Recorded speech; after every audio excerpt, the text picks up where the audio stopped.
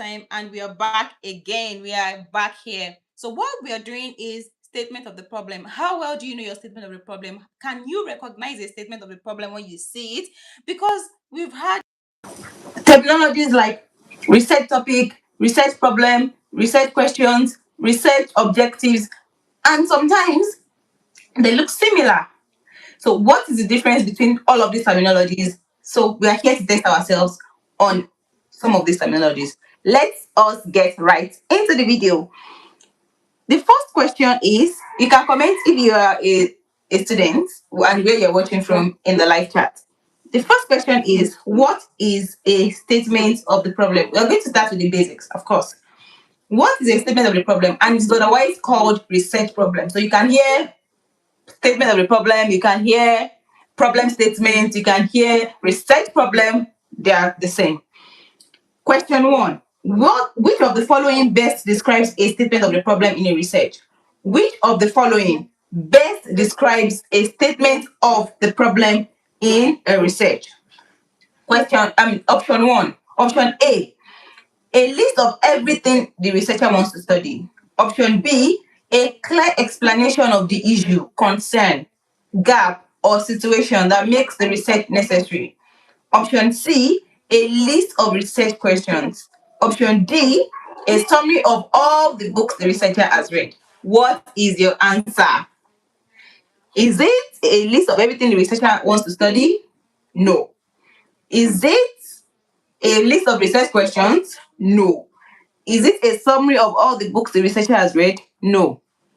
So what is research problem? The correct answer to that is option B. A clear explanation of the issue, the concern, gap, or situation that makes the research necessary. Let me explain to you very well. When it comes to research problem or statement of the problem, you already know that before you can start a research, it means that you have seen a problem that you want to solve, or there is a question that you want to answer, or there is something you just want to find out. That's a research. So what is a statement of the problem? A statement of the problem is a statement. It is you explaining what the problem is. Simple. You are explaining the problem that you have seen and that you want to solve. That is the statement of the problem. Do you understand?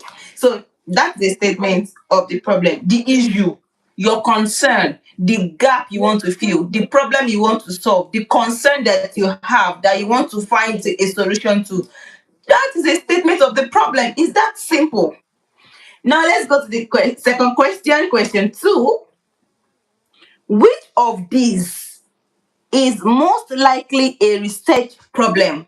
A research topic rather than a statement of the problem. Which of these is likely a research topic? So we are doing research topic versus statement of the problem. So which is a research topic? Option A says, despite the increasing availability of online learning platforms, some undergraduate students continue to experience difficulties accessing and using them. That's option A. Remember that the question is that which one is a research topic? So is that a research topic? Option B, challenges of online learning among postgraduate students. Option C, previous studies are focused largely on undergraduate students, leaving limited understanding of experiences of postgraduate students. Option D, although digital sources are increasingly available, evidence suggests that some students still struggle with them.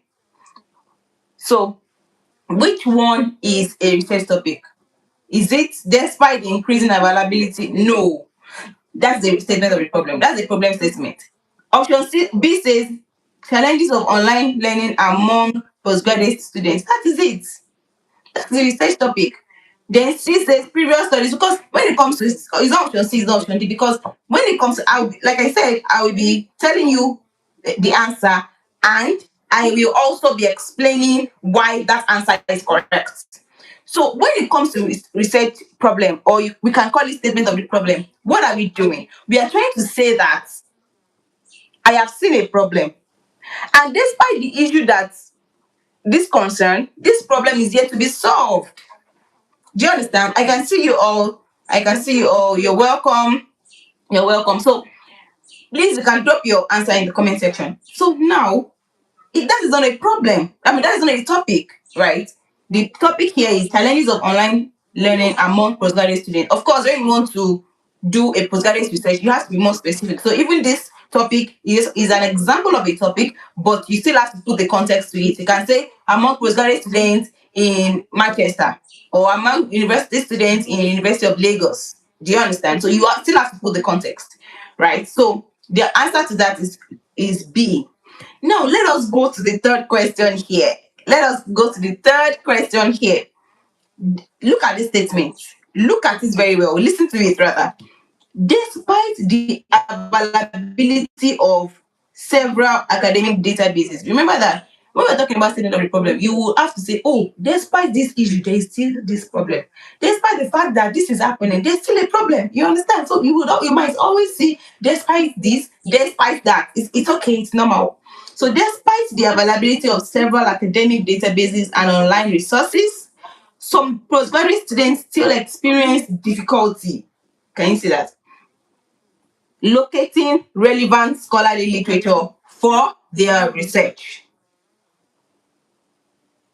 So now the question says, why could this provide a starting point for a statement of the problem?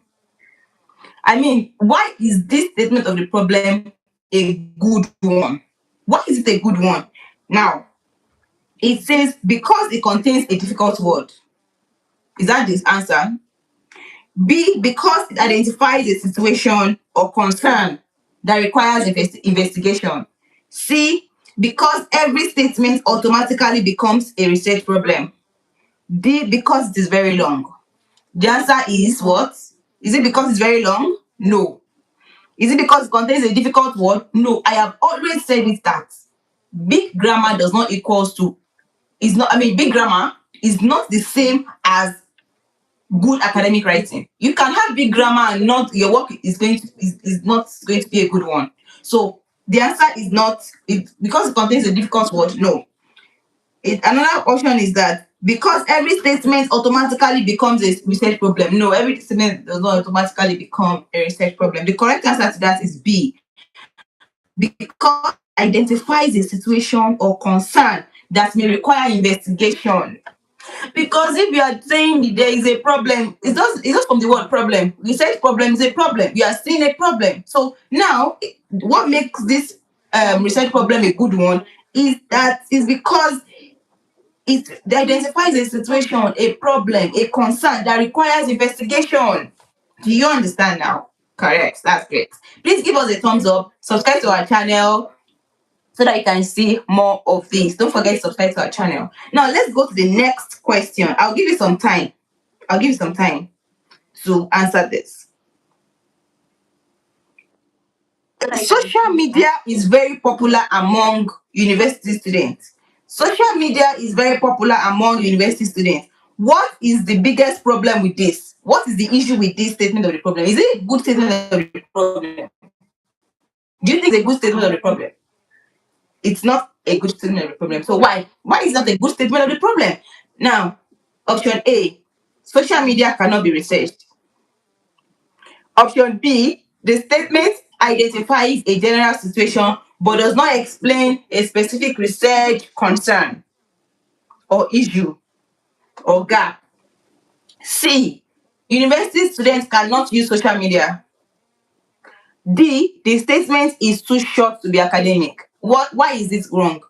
Social media is very popular among university students. Why should you not put that? Someone is asking which subject am I teaching? And I'm teaching research. I'm teaching in research. I help students grow in academic writing, research, and confident academic presentation, no matter your field. And today I'm talking about statements of the problem. Statements of the problem. That's what I'm talking about. How can you tell that this is a good statement of the problem? How can you identify a good statement of the problem? That is it. So, why is it wrong? Why is this problem wrong? It is wrong because the correct option to that is B. The statement identifies the general situation that, oh, social media is popular, but does not yet explain a specific concern. Do you understand? So please, the you can, if you have your research, if you're writing your research currently and you want us to look at your research and analyze your research, look at your problem for you, look at your research questions for you, look at your objectives, are they aligned, are they okay, please also drop a comment in the comment section and feel free to subscribe, feel free to send me an email on learnwithdrmojurayo@gmail.com so that we can review your work for you on a live video like this. Do you understand? So please, if you are interested, send us a message on Instagram, Learn with Dr. Mojurayo, or simply my WhatsApp channel. I'll be linking it to this live chat now. I will try to link. I think we can only pin one comment, right? Okay, I will pin that comment as well so that you can reach out to me on you cannot reach out to me on the WhatsApp channel because it is a closed channel, but you can reach out to me on my email. So now let's get to the next question. Which one sounds more like a statement of the problem? Okay. Which one sounds more like a statement of the problem? A, social media and students. Is that a statement of the problem? B, to examine social media among students. Is that a statement of the problem? That's more like a research objective. C, what is the effect of social media on students? No, that's not correct. That's the research question. That's not explaining the problem. Then D, although social media is widely used by university students, there is still limited understanding of how particular patterns of use may affect academic engagement. The right answer to that is D. The right correct answer to that is D. How particular. Let me quickly drop something on our live chat so that I will pin a comment on our live chat right away. All right, so let's do that. Something on our live chat. So let's do that right away. So I've just pinned that. Then let me quickly check if I can pin our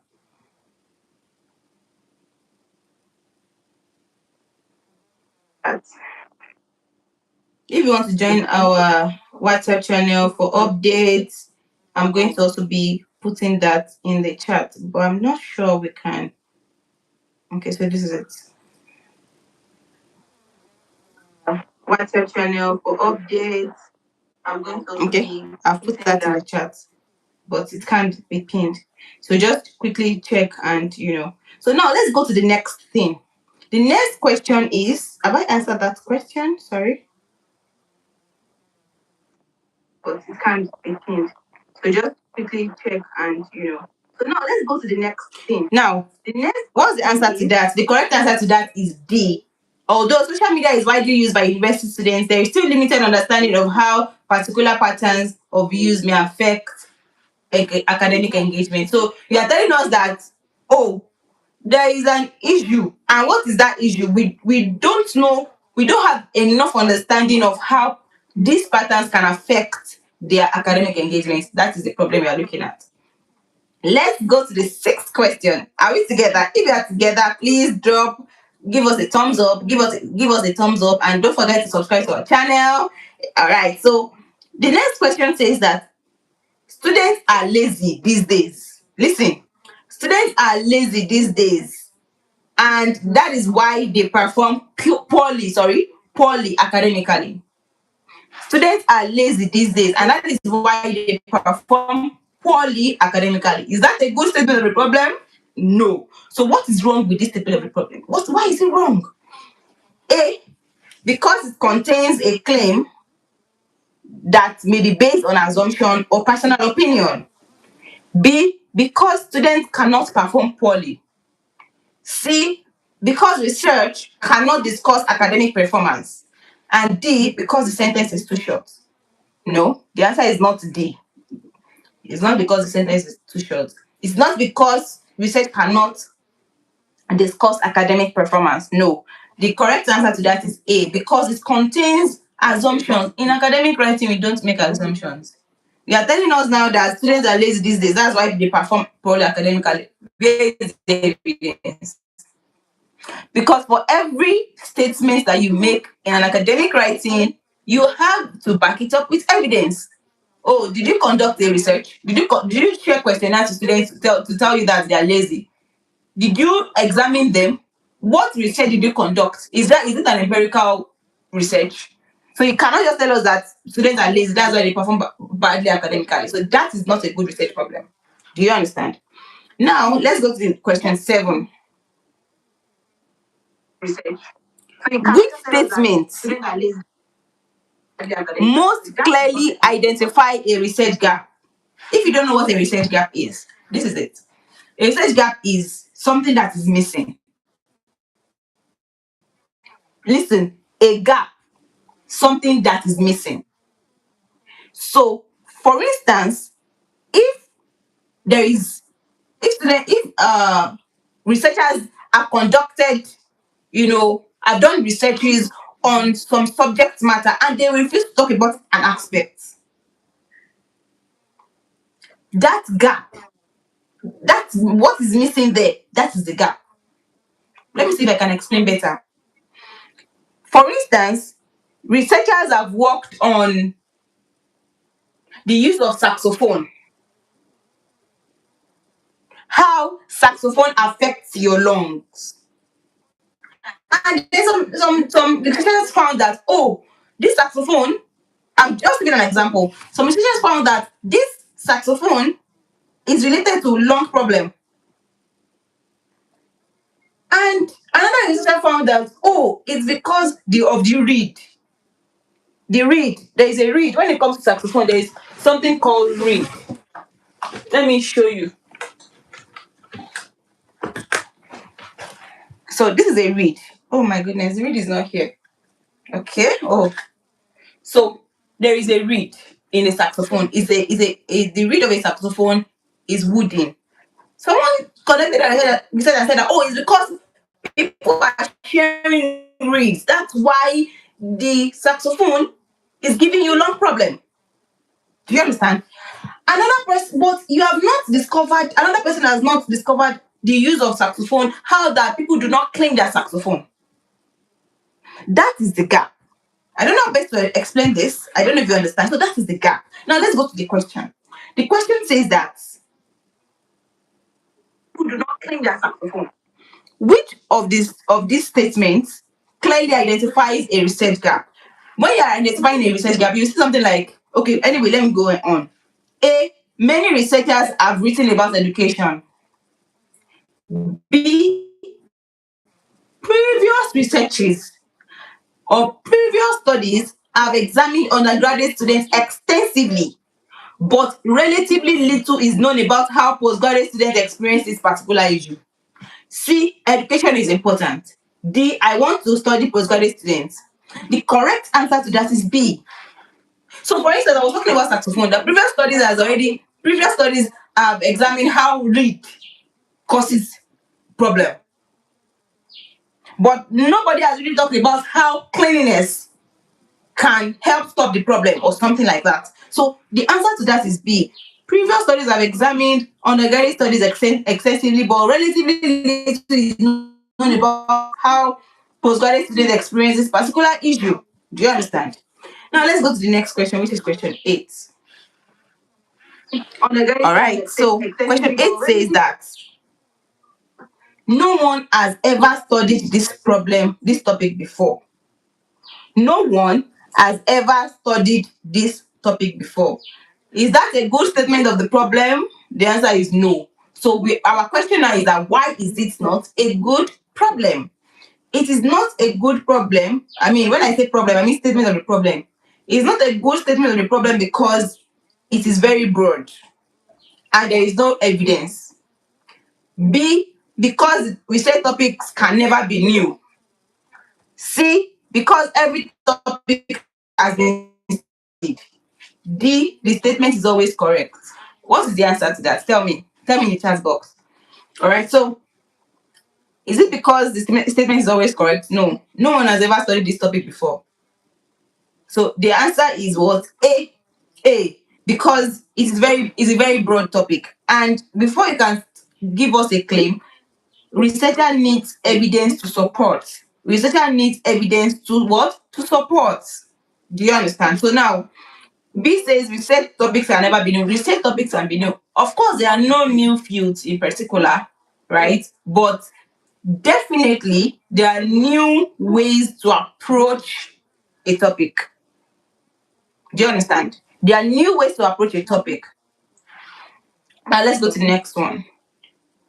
Question. What question are we? Question 8. Listen to this. New ways to approach a topic. Okay, sorry, question 9. Which statement does the best job of moving from a situation towards explaining why research is needed? Which statement does the best job from moving from a situation towards explaining why research is needed? A. Research is important. B. Many students experience challenges. C. Although previous studies have examined the issue in other contexts, limited attention has been given to how it affects postgraduate students in this particular setting, making further investigation necessary. D. This is an interesting topic. The correct answer is C. Because we talk about what we know, what is unclear, and then we now moved on to that the fact that there is need for further investigation. So now let's go to question 10. Let's go to question 10. But before we go to question 10,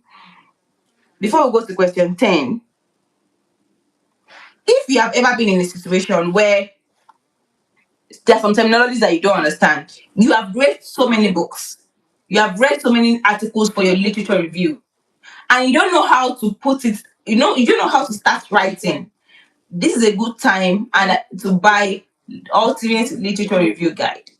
Because in this Ultimate Literature Review Guide, it's already pinned in the live chat. In this Ultimate Literature Review Guide, you will find out, you will know how to find scholarly literatures.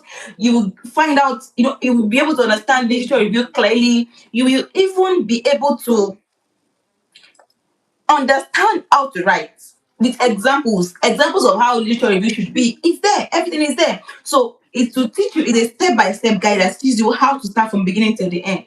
And if you are someone who do not understand, you don't understand the difference between conceptual review, empirical review, you don't know the difference between conceptual review and empirical framework, all of those things, academic terminologies, it's a good time to get the book. Academic Terminology Guide will soon be out. That's why I said you should join the WhatsApp channel so that all these updates you get them on the WhatsApp channel. Now, but if you want to get Ultimate Literature Review Guide, it is available right now on Amazon and on Selar, and it is pinned here in the comments. Now, let's go to the next thing. If you have any question, send it to me on Instagram, let me Dr. Mujirayo, or you can also send it on my email, let me Dr. Mujirayo. So now let's get to the next one, which is question 10. Which of these is clearly written as a research question? Now we are moving from a research problem to a research question. Remember, when we say research problem, we mean statement of the problem. When we say statement of the problem, we mean problem statement. Some of these terminologies are used interchangeably and they're okay. It's okay to use them. So, which one is the research question here? A. What challenges do postgraduate students experience when conducting their research? B. Postgraduate students experience several challenges when conducting their research. C. Previous studies have identified several difficulties experienced by students during the research process. D. Despite available institutional support, some students continue to experience difficulties. What's the answer? Let's look at the option one after the other. This is the question 10. Which one is a research question? What challenge? Okay, let me start from option D. Despite available institutional support, some students continue to experience difficulties. Is that a research question? It's not even in form of a question, so it's not a research question. This is a research problem. We are trying to get the gap. Then C, previous studies have identified several difficulties experienced by students during research process. That's a research problem. We are trying to build a research problem. That's like the first line of building a research problem. The option B says postgraduate students experience several challenges when conducting a research. That's not a question. It's not even a research question. The right answer is A. What challenges do postgraduate students experience when conducting their research? That is the correct answer. And I just want us to talk. If there is any problem that you have in your research, please drop it in the comment section. I may just pick it up and talk about it. But before that, there's something I want us to talk about. Let's talk. Let's talk about it. I have seen research questions. I have seen research objectives. And I begin to wonder, why is it that we we write objectives, and when we get to research questions, we write another set of research questions? Why is it so? Let's talk. If you are telling me that your research question is to examine I'm coming the challenges postgraduate students experience, your research objectives, listen to this very carefully. Your research objective is to examine. I mean, one of it is usually like three, four, or more, depending on your research work. So your research objective is to examine examine the challenges that postgraduate students face when conducting their research. And when it's now time to talk about the research of questions, you now bring another research question entirely. No, please don't do that. Now, let me give you a solution. The solution is this. Listen to this research objective. Research objective one: to examine the challenges of postgraduate students. To examine the challenges postgraduate students face when conducting research. That's the research objective. When it's time to talk about research question, what do you say? You say, what are the challenges postgraduate students face when conducting their research? Simple. So research question one should research objective one should give birth to research question one.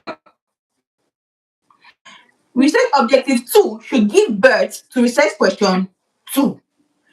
Research objective three should give birth to research question three. Research objective four should give birth to research question four. That's how it works. You don't just scatter things up. And also know that your research objectives will also help you when it comes to research, when it comes to your chapter two as well. So I think that will be all for today. If you have any question, we still have 2 minutes. Drop your question in the chat box. And like I said, you are free to get the Ultimate Literature Review Guide on Amazon, on Selar, and also join our WhatsApp channel if you would like to know when our academic terminology guide will be out. And by the way, if you are getting the Ultimate Literature Review Guide, you will get a bonus. And that bonus is this. You get a bonus. The bonus is called Academic Terms Every Student Should Know. So if there are some academic terms you don't understand, you will get this book for free, absolutely free. Academic terms every student should know. You will get it for free if you buy our Ultimate Literature Review Guide. What is in that Ultimate Literature Review Guide is more than a textbook. It's more or less like a manual, something that we hold you by hand, and explain to you at one after the other, step by step, rather. So that'll be all for today. Thank you so much for joining. Don't forget to subscribe to our YouTube channel and keep learning, keep researching, and becoming a better scholar. I am Dr. Mujirayo, and this is Learn with Dr. Mujirayo. See you later. Bye. Keep researching and becoming a better scholar. I am Dr. Mujirayo, and this is Learn with Dr. Mujirayo.